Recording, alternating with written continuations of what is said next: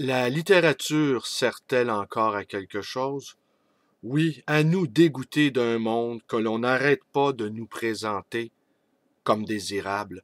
Bonjour, bienvenue dans ma bibliothèque. Nous sommes à Montréal, le 6 février 2013. Mon nom est Bruno Lalonde.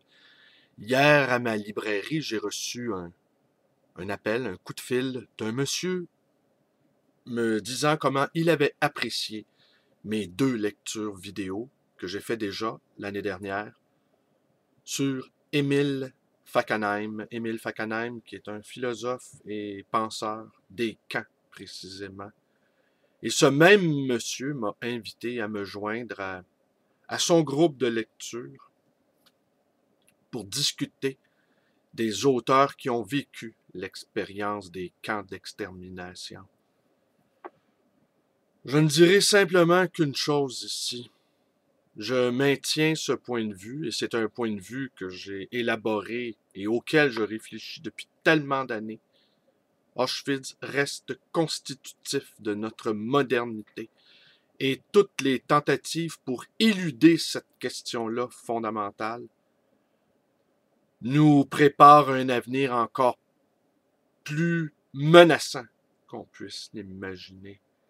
Ce qui faisait dire à Imre Kertész que cette question des camps était une question qui concernait toute l'humanité entière. Interrogez-vous sur pas seulement sur votre antisionisme, pas seulement sur votre antisémitisme, pas seulement, entre autres, sur votre anti-judaïsme, mais écoutez autour de vous ce qu'on dit sur le 11 septembre. Il est de plus en plus difficile de trouver des gens qui acceptent simplement la version officielle. Et on y va de fameux raccourcis. On y approchait, j'ai vu peu à peu cette théorie du complot du 11 septembre finir par connaître son point d'achèvement. Finalement, le 11 septembre, ce sont les services secrets israéliens qui l'ont commis. Le 11 septembre, c'est le Mossad. On a mis 10 ans avant de lâcher ceci, mais maintenant, écoutez autour de vous, nous n'entendons plus que cela. La confusion des esprits est telle que parfois ça me décourage de ça. Alors, la petite citation qui a ouvert ma vidéo était celle de Philippe Murray, et je vais vous lire un extrait de Philippe Murray aujourd'hui. Exorcisme spirituel. On va en avoir besoin, des exorcismes spirituels. La cage aux phobes. S'il y a quelque chose qui marche très fort en ce moment, et qui marchera de plus en plus au fur et à mesure que l'espèce humaine exigera davantage d'être aimée sans condition, dans toutes ses différences, devenues autant de mini-impérialisme, dans ses plus petites particularités et ses moindres caprices. C'est la chasse aux phobes, à tous les phobes, du moins ceux qui ne sont pas dans le coup, dans l'étrange coup du monde où nous entrons, c'est-à-dire qui ne peuvent pas se revendiquer d'une appartenance spéciale, d'un particularisme précisément, d'une différence considérée comme gratifiante à la bourse des valeurs d'aujourd'hui et qui ont l'audace de manifester, sur quelque point que ce soit, l'un de ces symptômes d'angoisse exagérée qu'on appelle une phobie. La brusque popularisation du concept de phobie, appliqué aux objets et aux sujets les plus divers, révèle une volonté de sacralisation de certains objets et de certains sujets que l'on ne doit même plus pouvoir critiquer, envers lesquels on ne doit plus avoir la moindre réticence, ni réclamer la plus élémentaire droit d'examen sans être sitôt marqué, stigmatisé par cette nouvelle lettre écarlate du phobisme infamant. Jamais, en d'autres termes, nous avons été plus loin de ce qu'il est convenu d'appeler l'esprit des Lumières. Notre époque réinvente à toute allure la démonologie, les pêcheurs ostracisés, les procès en sorcellerie. Certes, tous les phobes ne se valent pas. Il y en a des bons et des mauvais. L'antifumeur, par exemple, encore appelé fumophobe, et dont le programme consiste à éradiquer de la surface de la planète les derniers fumeurs, a le vent dans les voiles. L'hétérophobe, de son être, semble peu critiquable. Le rolérophobe, en revanche, n'a pas droit de citer. Fait référence ici au roller. Le technophobe, phobique de la techno et de toutes ses foutus rêves ou parades, pas davantage. L'anglophobe et le germanophobe appartiennent à un passé ridicule.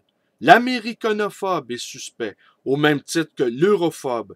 Le gynophobe, adepte des formulations sexistes, n'a qu'à bien se tenir, on lui prépare des lois. Mais c'est l'homophobe, en vérité, et ça commence à se savoir, qui est en ce moment le monstre principal. Ce sera peut-être, mais alors dans un avenir extrêmement lointain, un intense sujet de rigolade de se souvenir qu'on a pu voir cette année un très curieux réseau Voltaire exiger une législation réprimant l'homophobie. Un peu comme si le club des amis de Nietzsche demandait l'abolition de la séparation de l'Église et de l'État, ou la fondation Karl Marx, une intensification perpétuelle du capitalisme sur toute la planète.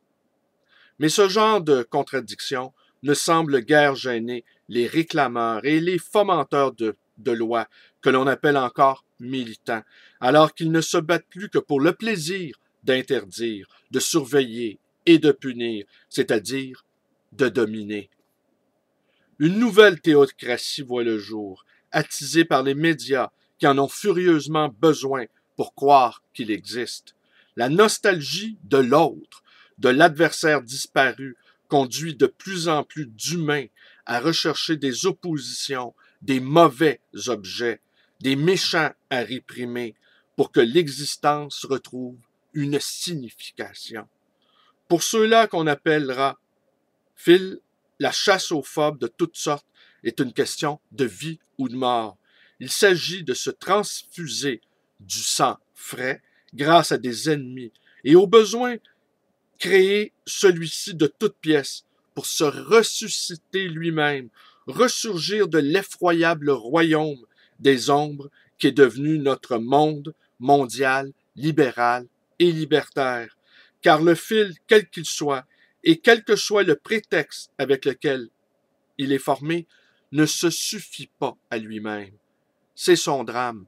Le fil a besoin du phobe. Le fil est un phobe antiphobe, ou encore un phobe du phobe, au point qu'il est capable, en certaines circonstances, des pires cruautés pour faire triompher son amour totalitaire. C'est ainsi que récemment, en Grande-Bretagne, des amis des bêtes, autrement dit des zoophiles appartenant au Front de libération des animaux, ont kidnappé un journaliste accusé de zoophobie, l'ont sauvagement battu et avant de l'abandonner dans un fossé, pieds et poings liés, l'ont marqué au fer rouge, comme au bon vieux temps où c'étaient les phobes qui faisaient la loi. Philippe Murray, 1999, tiré de ce recueil de textes que je vous montre encore à l'écran. Exorcisme spirituel. Alors, c'est tout pour aujourd'hui. Je vous remercie d'être avec moi. Mes vidéos vous plaisent. Eh bien, écoutez, abonnez-vous à ma chaîne.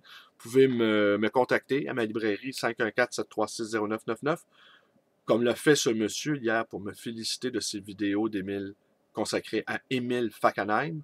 Vous pouvez aussi me rendre visite, la librairie d'occasion, le Libre Voyageur, dans le quartier Côte-des-Neiges. Vous pouvez également visiter ma page Facebook. Mais n'oubliez pas, Facebook n'est que Facebook, n'est-ce pas? N'y mettez pas trop de vous-même. Alors, je vous remercie. Bonne journée.